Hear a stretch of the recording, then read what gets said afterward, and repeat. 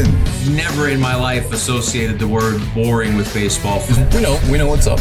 Me? Yeah. Famous? Yeah. And I'm like giddy over there smiling like, we're about to win this shit. Did everyone give you crap? Give me a good host story. I'm not picking it up. We both love the game. We talk about it every day. Getting on baseball. Having some popcorn, you're fooling around your phone. I'd have to wait in line for 3 hours. Hang on, because it's about to be a wild ride.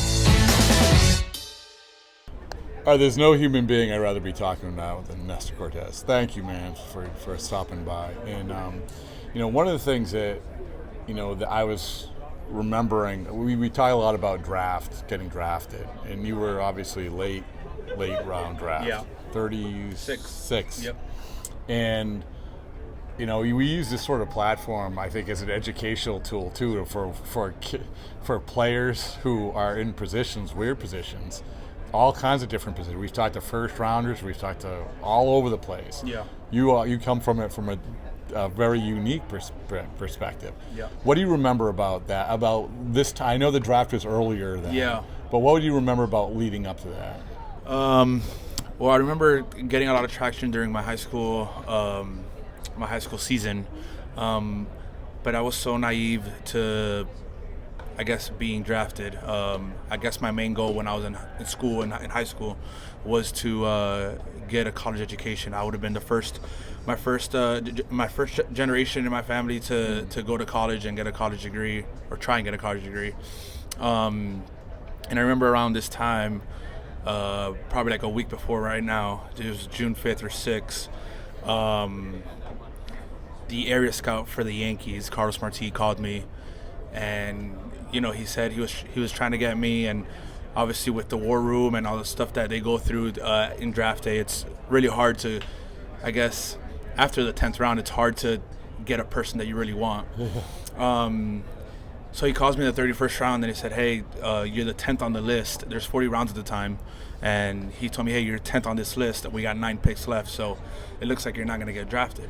So nothing. I didn't really have any hope, so I was just happy to get that call at the time and I guess be in the talks of it.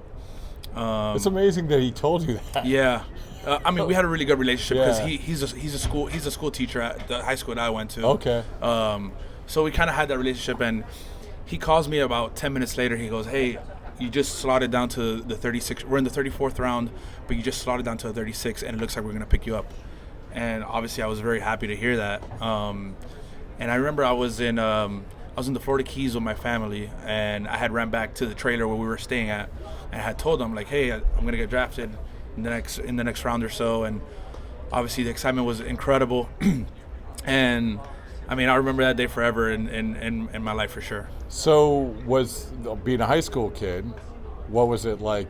Was there any thoughts about not signing or? Yeah, so I played that. So I got drafted June, I want to say 8th. Yeah. And I played that summer with my travel ball team. So I didn't sign till the last day of the deadline. In August. It was July 12th. Okay, July 12th. Yeah. Okay.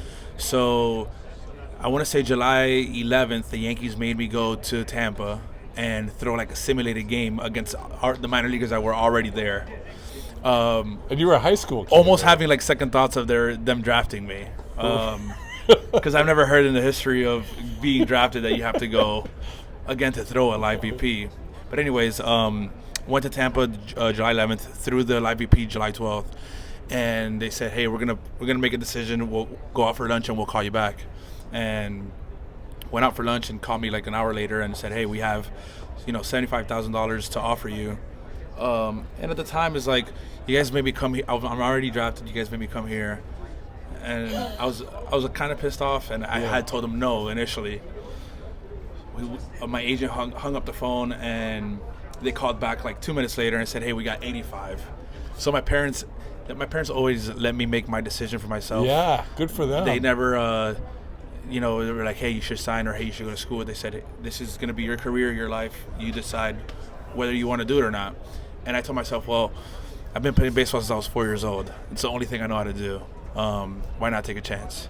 And it was $85,000 more than what You got 10 grand more. Yeah, but it was $85,000 more than what my parents already had, and so I guess it was just an opportunity, and just the fact that I could say that I played for the New York Yankees in the minor leagues was a success story for me. Did the well, a couple questions. Like one was I should know this. Was there? So what was a college? Was there a college option? Or? Yes, I was gonna go to FIU for D1, Okay. and then I had the opportunity also to go to Miami-Dade College, which is a JUCO. Miami-Dade, yeah. Just depends what route I wanted to go at the time. Okay. Yeah.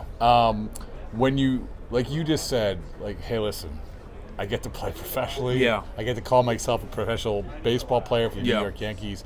Did the major leagues there's not a lot of guys who are drafted that low who make it. Yeah. So what, in your mind, are you realistic to what the odds are Definitely. of making the major leagues? Definitely.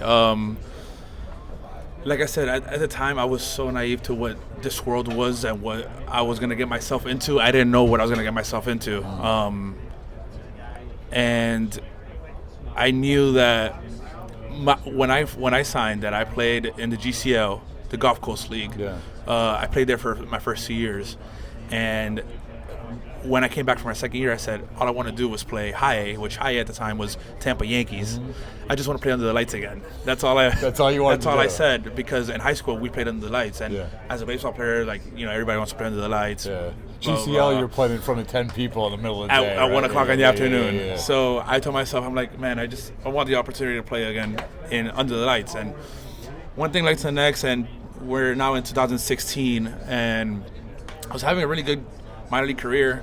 The velo wasn't there. I was 88, 90, but I was getting people outs, and now I come to know, talking to Six and Travis Chapman and the guys that were here already before when I first got drafted. They told me that they would go into meetings and be like, how do we get rid of this kid? Really? Because he's not doing bad enough to release him, but we don't know if we can trust him moving him up into levels. Yeah. So they would have my name would be in like red on the board, because they kind of didn't know what to do with me. So I thought that was an interesting story for me to know, and I guess what I've overcame throughout the years. And like I said, but 2016 was the first time I got the opportunity to play in Tampa Yankees, and I was so happy about that. But after that year, I knew my career was going to be for the better, because I had a really good year that year. That's a great story. But also you're like a step back, a step back because you're drafted so late, and Yeah. so the opposite ends of the spectrum. And I remember we had Mickey Moniak, like first round pick. Yeah. We had Royce Lewis, first overall pick. Yeah. When you're that, and even a first round pick, you're giving a lot of chances, right? For sure. You're giving less than a lot of chances when you're in a situation. You know what I'm saying? So it's almost like like you just said it. They're almost finding a way. Hey, listen, if it's between you and a second round pick, or a 10th round pick, or a 10th 20th round, round right? pick, They're gonna be like, that's a testament to you. And after the fact, when I did get to the big leagues, I was 23 years old, so I got to the big leagues as fast as a first rounder would have gotten to the big leagues. Mm-hmm. So that to me was like eye-opening, and almost like, is this real? Am I really here? And I struggled throughout my first couple years in the big leagues, but I always said, I'm just happy to be here. I'm gonna run this as long as I can. Like I said, it's the only thing I know how to do. So it was cool. And honestly, if I had to do it again, I would. I learned so much through the minor leagues. I learned so much of who I am and who I became because of all that time I spent A long down way there. from high school, right? Yeah. So I mean, I've always lived with my parents all the way until I was 18. Yeah. And then all of a sudden, I went from living with my parents to not living alone and with a roommate that I don't even know. Yeah. And it just made me a better man, and it made me a better person. When did you realize because you dominate or you pitch really well? Yeah. When did you realize, all right, I'm good enough? And I know you said, like, any really good athlete has that inner confidence, but there is like, man, I would have to say, so 2017, I played AA and AAA. I have an incredible year. And there was talks about having the Rule 5 around, the Rule 5 draft. But then again, I was like, I knew I was good, but I don't know how good I am to take it to the next level. And I guess that's what made me more successful and a better player, because I didn't have expectations to be at the next level. So I was just living in the moment and trying to do the best that I could in that level.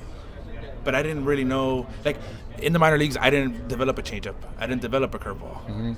I was surviving with my fastball. I was trying to get as many outs as I could, and my best pitch was a fastball. So, and that's what got me through the levels. And obviously my strike throwing ability, every time we needed a spot start in AA, a spot start in AAA, I was the guy that they would call upon. So that right there was like okay, there's some trust, but at the same time we always hear these organizational guys, you know, and I was one at the time. So I just didn't know how to take it, and honestly, just me loving the game and me just trying to perform and outperform people that were that's what kept me going. It's, you know, so when you get to the major leagues, how do you feel at that moment? Like, obviously you're excited, right? Yeah. But at the same time, I don't know if you're like, oh man, it's been a good ride, but. Yeah, I definitely thought of that many times. So I get to the big leagues in 2018 with the Orioles, and it's my first time out of the bullpen. I've been a starter my whole minor league career, or at least I know when I'm going to pitch. When I was in the big leagues, I didn't know when I was going to pitch. I was in the bullpen. I was a long guy. I got DFA'd after 2 weeks, and at the time, that season they become the worst baseball team of the big leagues.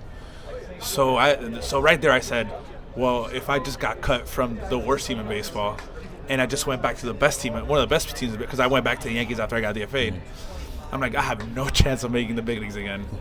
So that was tough for me. I had a really good 2018 AAA season, but mentally I wasn't there. Mentally I was like, this is just going to be my career for the rest. You were stunned by that. Yeah.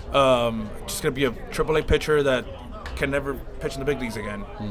And, I mean, obviously, we know what 19, 20 had for me, and finally I turned the corner in 21. And I think 21 was, I guess, my real understanding and my real, I guess, thought that I can be a regular big league pitcher and be on a big league roster because of what happened in 21. Was there an aha moment? There was.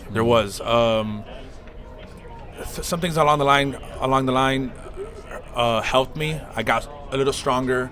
My velo picked up. And now instead of throwing the cutter at 82, 83, now I'm throwing at 86, 87. So that got better. So yeah, I mean, with the strength programs that we had in here, line and all the stuff that we did, it really turned my career for the better. When you made the All-Star team. Yes. I know this because it's the only other time I talked to you, and now it's another thing that we're talking about at this time of year too. Yeah. I mean, this is the. Do you remember that year of the month leading up to it? Oh yeah. Of like, hey, wait a second, because this is a time where people start saying, hey, you ever think about making the All-Star team? Yeah. What was that like? So leading up to it, I obviously had really good numbers.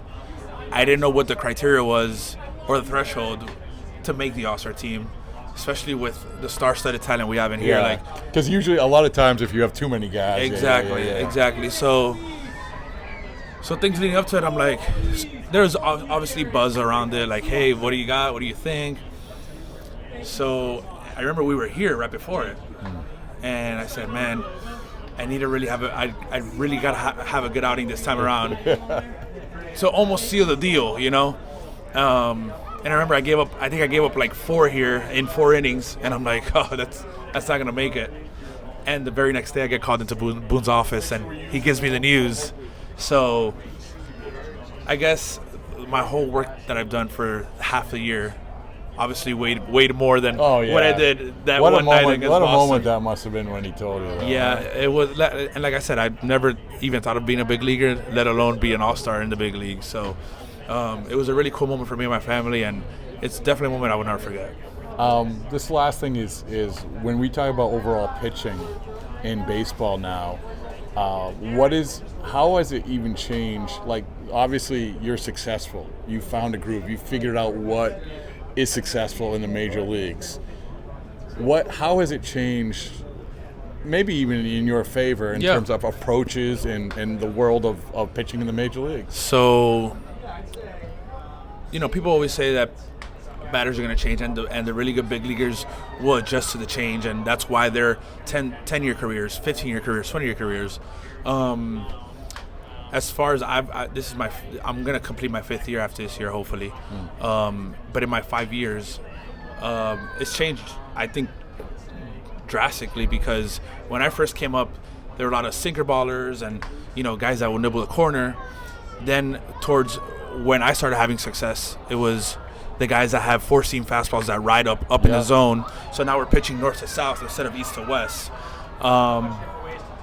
Cutters came into action now, but now it looks like guys are preparing down there, especially with the automated strike zone. Like, they already have the awareness of the strike zone. So now you got to be really fine in the corners.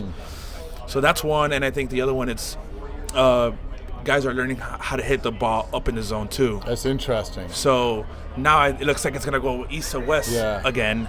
And there's trends that set. It's just like fashion. Like, there's trends from the 70s that are back now. You mentioned the automated strike zone. Actually, last year when you guys came in, I was talking to Matt Bowman, who was with you. Yeah, I remember him. Yep.